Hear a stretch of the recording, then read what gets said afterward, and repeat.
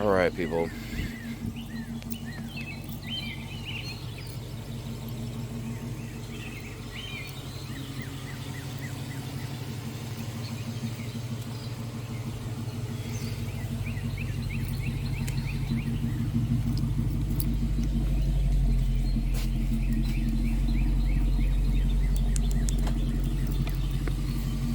Cold start, so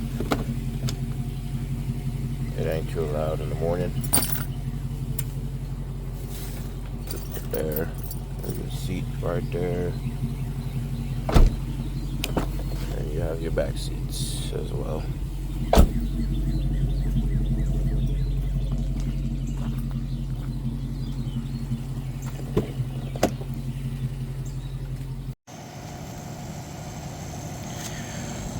All right, you're gonna see a jump real quick on the vehicle, the video. Sorry, not the vehicle. And you can see now it's broad daylight type of scenario. So, car is dirty, so bear with me on that as well.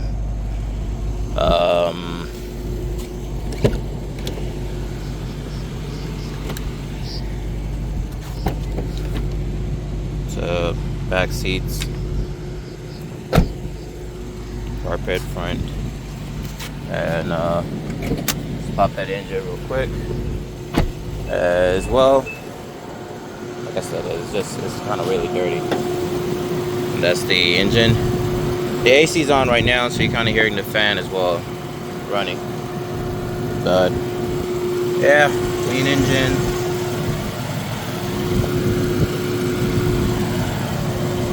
No weird noises. Still smooth as butter.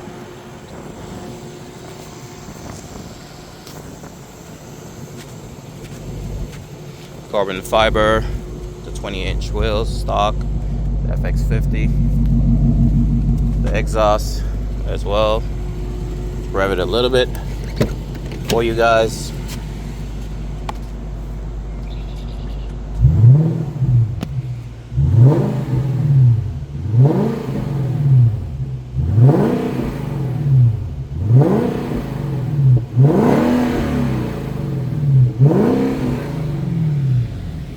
Alright,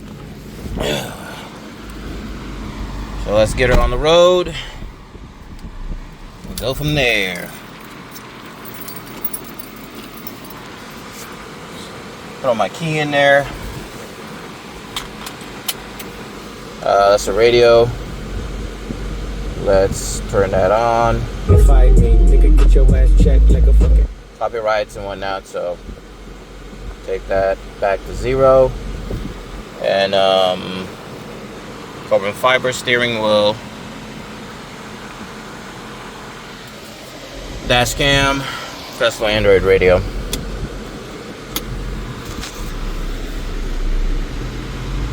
Now some of these parts I got from an old vehicle I had, just never installed it, or was installed and took it off when I sold that vehicle. So I had the fx37, a 2012 in the past, and some other stuff I just saved it and went from there.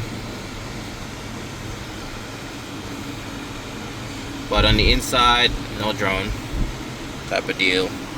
You have the heated and cooled seats as well, sport suspension, snow mode, paddle shifters on there as well. So this is the sport model, you get that for it.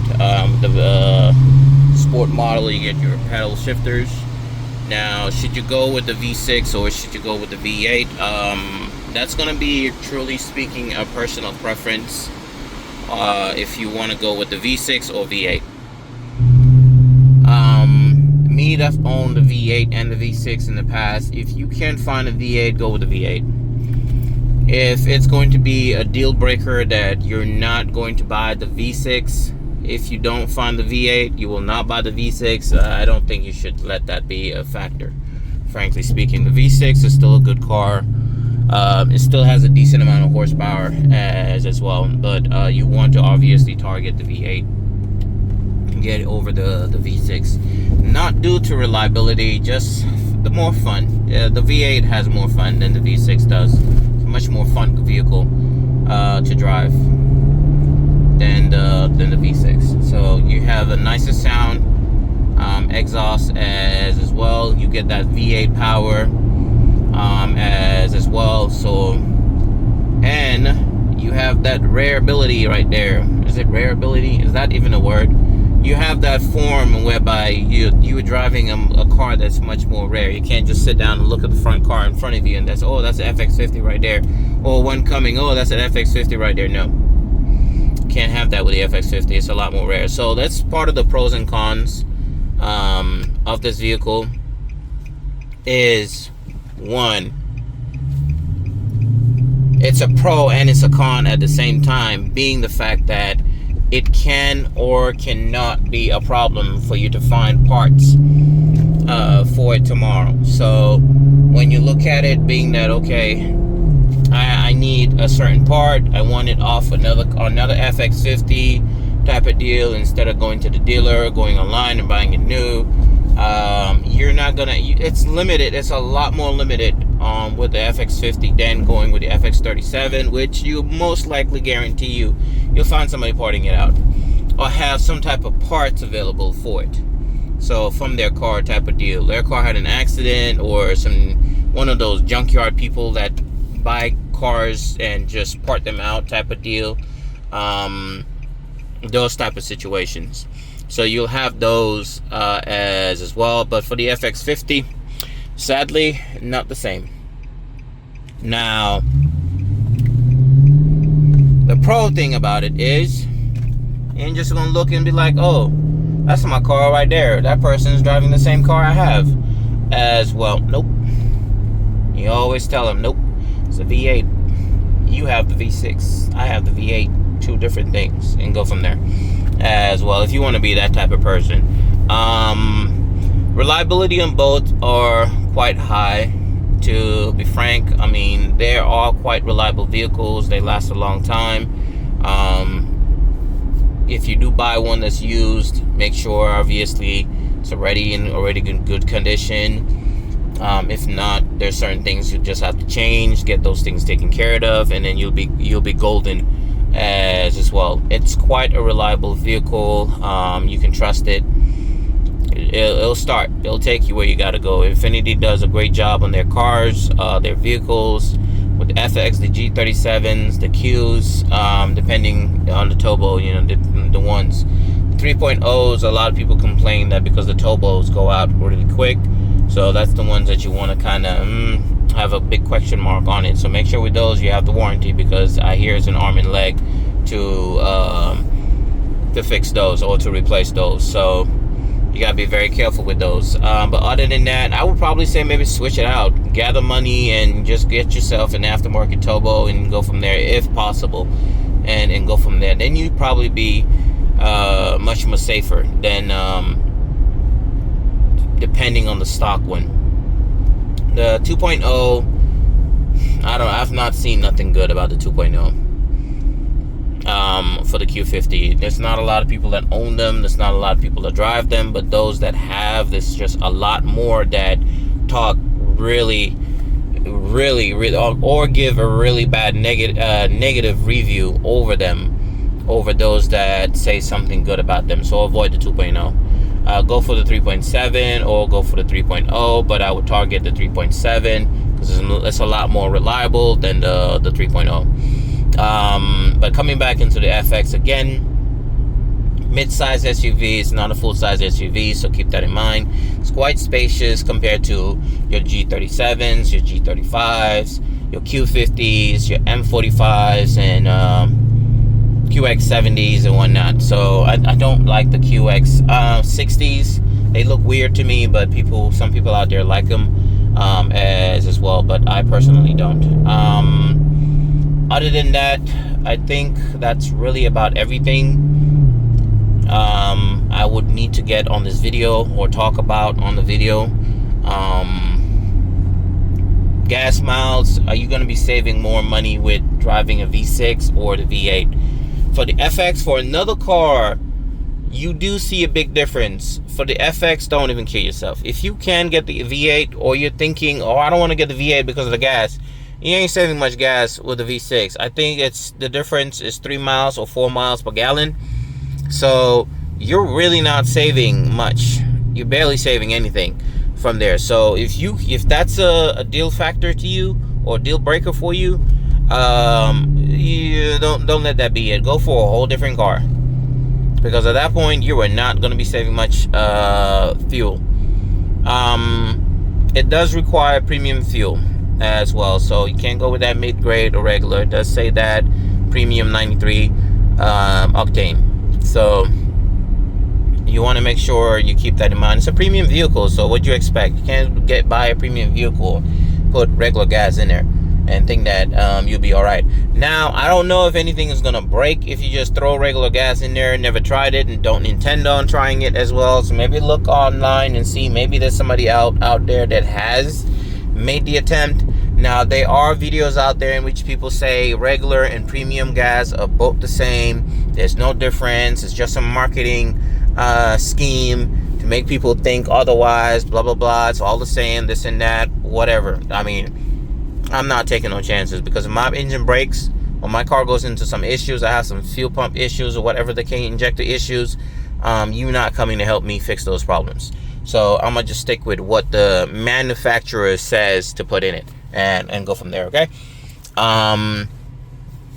If you're one of those, try putting water in there and see how that goes. Don't quote me on that. I'm not actually saying do it. It's on your own discretion, but just how I think as well. So just put the premium just as they recommended. What years should you prevent or avoid and go into? I don't know. The QX70s is the same as the FX37. It's the same as the FX35. Same vehicle. Okay? It's newer. It's just the QX70s start in 2014, I believe, and newer, and coming up to 2018, and I think that was the last year, or the 2019, maybe it was the last year. I can't fully remember, but that's basically it. 2009 to 2012, depending if you're talking about the V6, you have the FX35. 2012 itself turned into FX37, and then 2013 turned into the FX37 as well, and then 2014 turned into the QX70. Now you go into the FX50. 2009, 2010, 2011, 2012, I believe. I don't think they got into 2013, but I could be wrong on that part. And then it ended there. That's when they discontinued it. So the QX50s are rare to come by. Can't just get them. So keep that in mind as well. If a dealership has them, you're just not gonna turn around, go to the next dealership, and it'll have it too. It's not gonna happen like that. So keep that in mind if you're out there looking for one of these and considering buying one, and then thinking that, oh, if I don't buy this one, I can get the next one, or I'll wait for the next one to pop up. Nope. It's gonna be tough. If you find a Q50 for sale and the price is decent, the vehicle is in decent condition, it's in good condition and whatnot, or if it is in excellent condition, you better jump on it. Don't delay on that, because once it sells, you're not going to be able to turn around and just call the next dealership and just say, hey, do you have a Q50? If you don't believe me, call your closest Infiniti dealership and ask them if they have a Q50, and take it from there. Then call the next dealership that's closest to that one and see if they have a Q50, and take it from there as well. Okay, give that a shot, and then you'll have your answer. But yeah, I think that's really about everything. I don't know if there's anything else I need to get into or discuss with you guys concerning it, or whether you guys should, or advise you guys to go for what certain thing or not. But for sure, Q50 is a fun car to drive.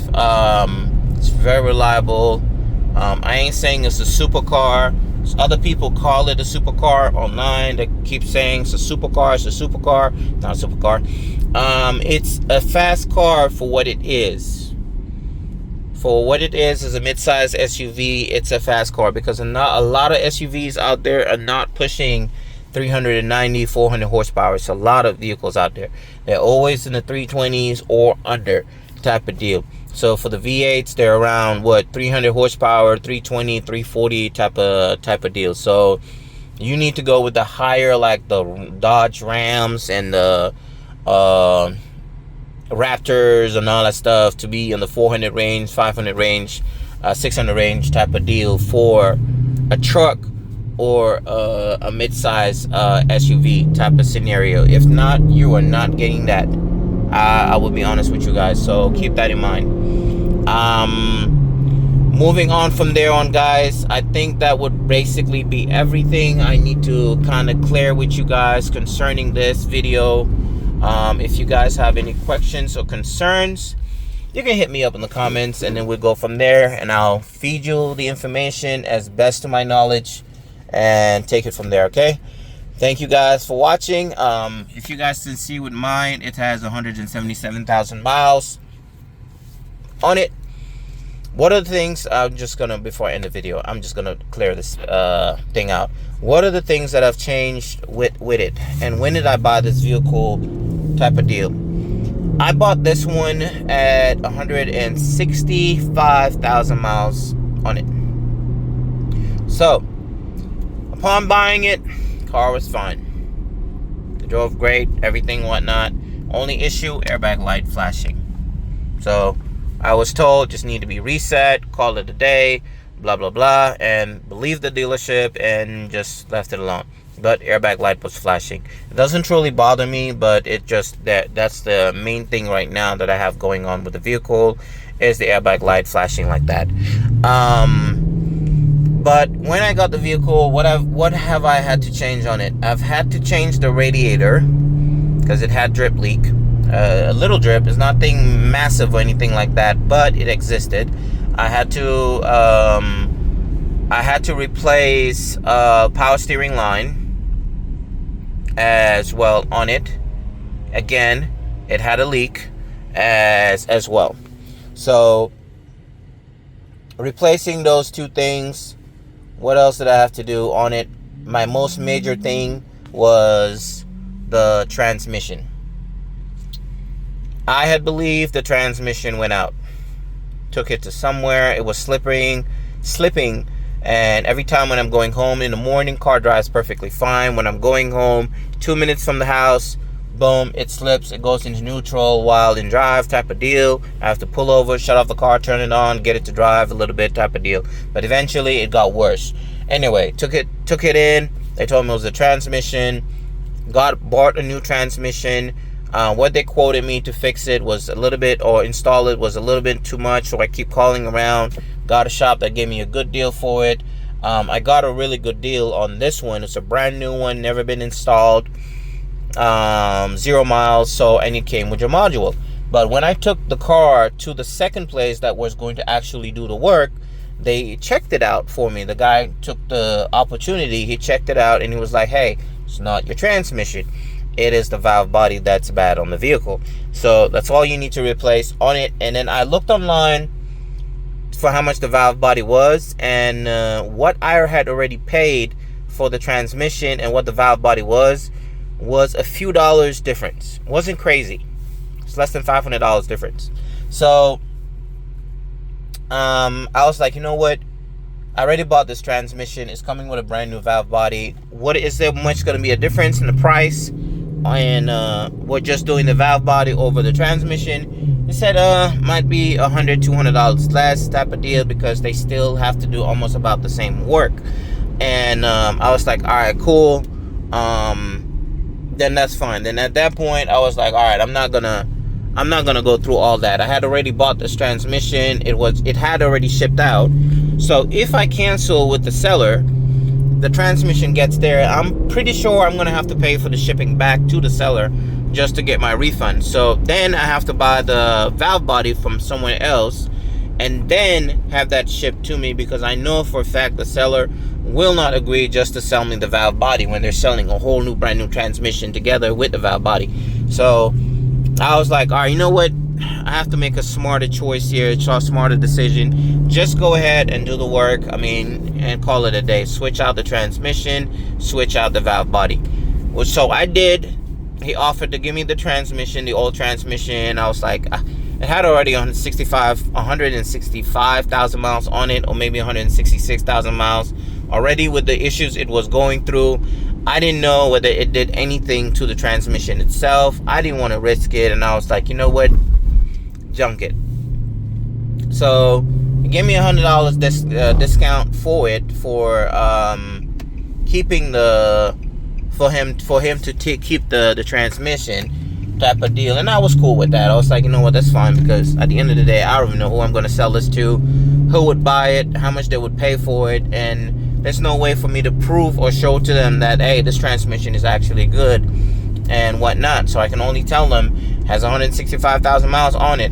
Who's going to pay a lot of money for that? They'll probably pay $200-300 for that and call it a day as well. So we moved on, had that installed, gone from there. Next thing is I had to do my brakes, my rotors on this as well, which basically took care of that situation right there. Moving on, what else did I do? What else did I replace on this car that I can think of? I did an AC flush, oil changes. Obviously, that's your basic maintenance on a daily basis. Nothing too crazy right there. So and what else? I think that's really been it. I think that was my most. Oh, my clock spring, changed that, speed sensors, stuff like that, the basics. Nothing too crazy, nothing too expensive type of deal. These are cheap parts, plugs, spark plugs, cord packs. I replaced those as well in the vehicle. So those things as well, guys, were done. I think really that probably sums up everything that I did to the vehicle. Gasket, sorry, I did that as well. Changed the gasket on this one as well.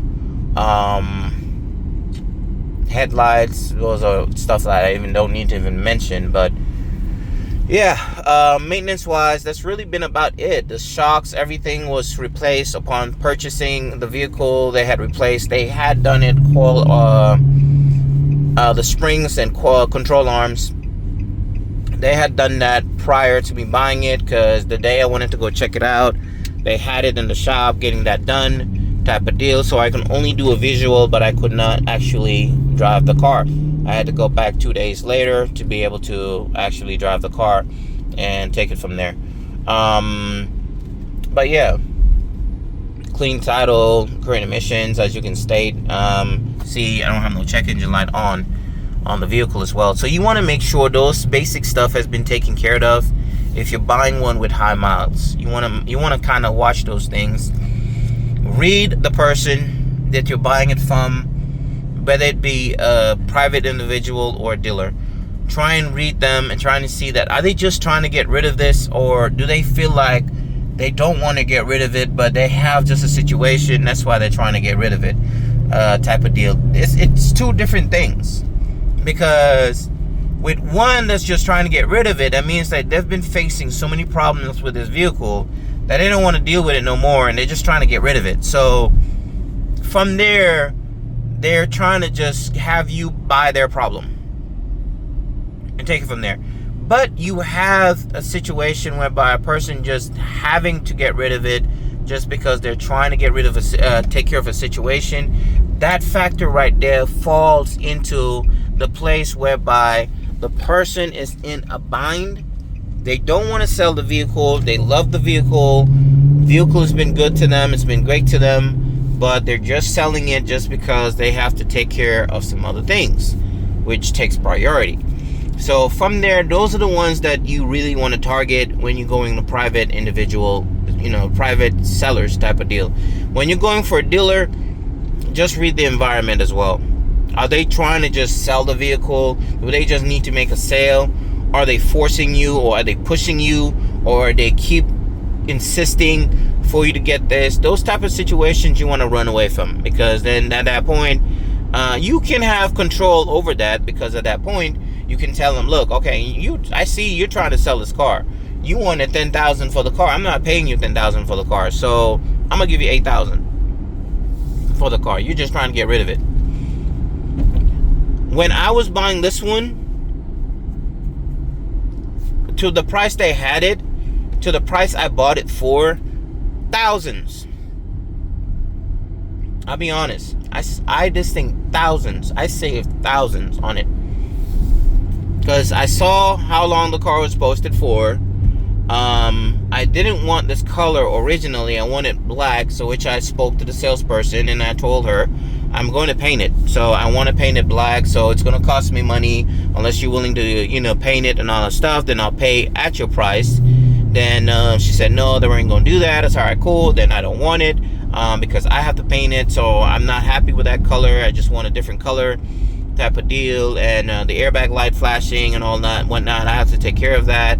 Blah, blah, blah. I was able to swindle them to basically bring down the price. So from there, I walked away from the deal. When they wouldn't, I walked away. I went there to sign paperwork to buy the vehicle, and then I thought about it, and I'll say, you know what, I'm going to think about it, and I walked away. So a few days later, she calls me trying to get me to go back, and this thing, I said, look, I spent the money, this is what I have. She said, okay, come on down, let's see what we can do. I went there, I did another check on the vehicle type of deal, because now I'm like, why she keep insisting or pushing me to buy this vehicle? Went and did another check on it. Went from there. I was like, you know what, I'm kind of skeptical. I don't know if I really want to even make this purchase. I might want to just wait and whatnot. So then I was able to, she said, okay, what can we do? She called her manager. He came, he asked, what can we do that you can buy this today? All right, I'm gonna need another $500 off. I said, so you give me a $500 off, and I will take it off your hands right now. That I'll pay it and take it off your hands. I'll leave it here, come back and get it, but I will leave. Said, okay. He couldn't do that. He tried 100. I said, nope. Then it's all right. I appreciate y'all.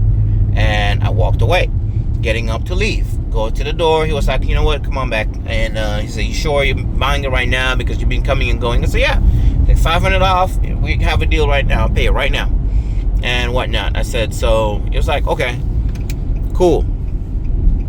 We agreed. I paid. I left the car there. Went, took the car I went with. Took that car back. Then went back to get the car type of deal. And finalized my deal. So it just depends.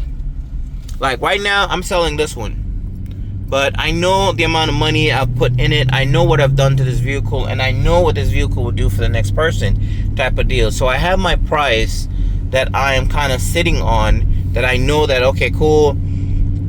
It's a little bit high, but at the end of the day, I know that, okay, this car will treat me well.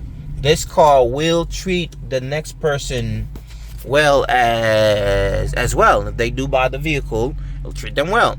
I'm not selling a junk car to them. I'm not getting rid of a problem that I currently have to send it on to somebody else so that they can have a problem to deal with. I'm not doing that as well. So at the end of the day, I know that they'll be happy with the purchase, the investment will be worth it, and go from there. So that's why, guys, I sit down, and when I push to have my price set and go from there, I'm a little bit more firm on my price. I'm a little bit more difficult on selling it and type of deal, because I know that, okay, cool, I know you're going to be buying a good car.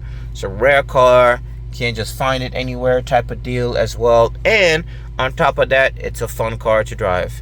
But ladies and gents, this is where I'm going to kill this video. I hope this video helps somebody out decide whether they want to do in purchasing a vehicle or not. If it doesn't help you out, don't dislike the video. just go ahead and still like the video. Give me that credibility, because I kept you on here for maybe almost 40 minutes showing you some love and care. So I appreciate y'all for watching this video. Do go ahead and like, subscribe, and comment if you have any feedback, comments, or concerns, and we'll take it from there. Thank y'all for watching, and y'all have a good one. All right, bye.